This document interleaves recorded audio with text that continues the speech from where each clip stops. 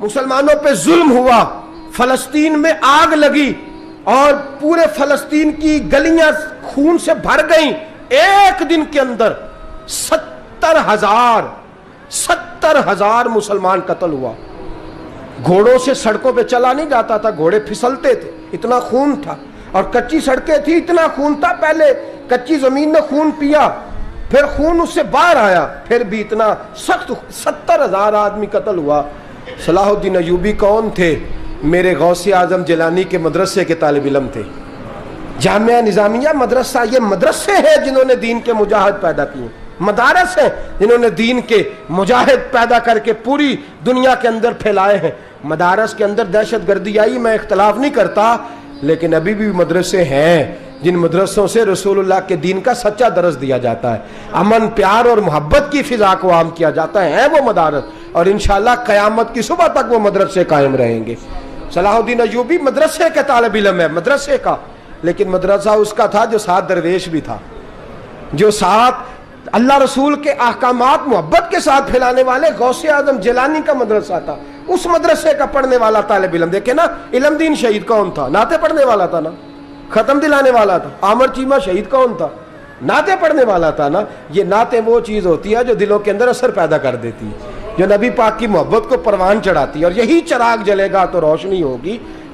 صلاح الدین ایوبی اکیلا اپنے دوستوں سے کہنے لگا مسلمانوں کی مدد چند سالوں میں نکلو مدد کریں۔ انہوں نے کہا تیرے نکلنے سے کیا ہوگا؟ کہنے لگا میں نے نہیں نکلنا، میرے اللہ نے میری مدد کرنی ہے، میرے اللہ نے میری اٹھ باندھ کمر، کیا ڈرتا ہے پھر دیکھ خدا کیا کرتا ہے، فرمایا مجھے نکلنے دے، اللہ میری مدد کرے گا۔ تھوڑا تھوڑا کر کے فوج جمع کی، کوشش کی۔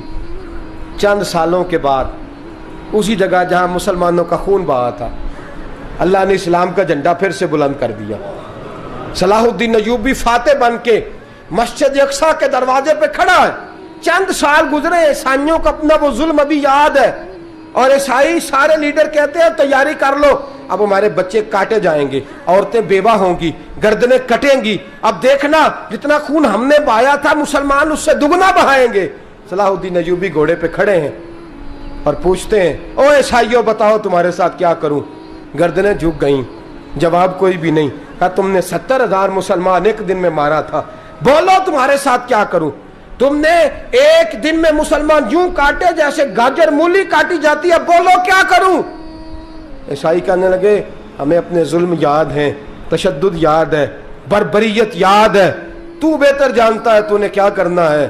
صلاح الدین ایوبی گھوڑے پہ فاتح کھڑا ہے، آنکھوں میں آنسو آئے، تڑپ کے رویا، کہنے لگا میں تمہارے ساتھ وہی سلوک کروں گا جو میرے مصطفیٰ نے قریش مکہ کے ساتھ فرمایا تھا، لا تصریب علیکم، جاؤ تم پر کوئی زیادتی نہیں، جاؤ تم آزاد ہو۔ اس نے کہا تو کر کیا رہا ہے؟ کہنے لگا میں کیا کروں، میں اس محمد کا ماننے والا ہوں جس نے معاف کرنا سکھایا ہے صلی اللہ علیہ وسلم، میرے پیروں میں زنجیر ہے رسول اللہ کی غلامی کی، جاؤ تم آزاد ہو۔ اس نے کہا تم آزاد ہو، لوگوں نے کلمہ پڑھنا شروع کر دیا، اشہد ان لا الہ الا اللہ واشہد ان محمدن عبدہ۔ سارے قبیلے کے کچھ نہ کچھ لوگ مسلمان، ایک قبیلہ رہ گیا مسلمان نہیں ہوتا۔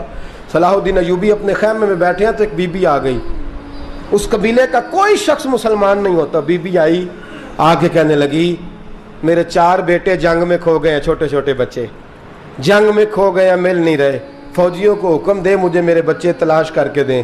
صلاح الدین ایوبی نے جھٹ پٹ سر پہ امامہ باندھا، نیزہ پکڑا، سینے بند باندھا، اپنے جبے کو سمیٹا اور باہر کہنے لگی تو کدھر جا رہا ہے؟ کہنے لگا میں خود تیرے بچے تلاش کر کے دوں گا۔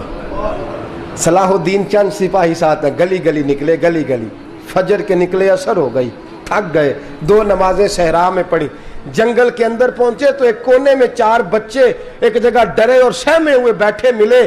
صلاح الدین ایوبی اٹھا کے لائے، ماں کو کہنے لگے تیرے بچے ہیں، نکلا اس لیے تھا کہ میرے نبی نے فرمایا بچے جدا ہوں تو ماں کو درد بڑا ہوتا ہے، اور میرے رسول نے فرمایا تھا جب جنگ کرنے جاؤ تو کھیت برباد نہ کرنا، فصلیں تباہ نہ کرنا، بچوں کو ماں سے جدا نہ کرنا۔ فرمایا میں سوچ رہا تھا تیرے بچے کہیں میری وجہ سے جدا ہو گئے تو مصطفیٰ کو جواب کیا دینا۔ فرمایا تیرے بچے ڈھونڈ کے لایا ہوں۔ بچے ماں کے پاس آنے لگے تو ماں نے بڑے بیٹے کے منہ پہ تھپڑ مارا، کہتا ہے اماں کیا ہوا؟ کہنے لگی تو نے سنا نہیں کہ دشمن کے بچوں کی اتنی حفاظت کرتا ہے، میرے پاس نہ جا، اس کے قدموں میں بیٹھ جا۔ جس نبی کے غلام اتنے سچے ہیں وہ نبی کتنا سچا ہوگا، جس نبی کے نوکر اتنے کھڑے ہیں وہ نبی کتنا کھڑا ہوگا۔ جا کے کلمہ پڑھ لے میرے دوست، یہ اسلام ہے، اس نے غیروں کا درد بھی اپنے سینے میں رکھا ہے۔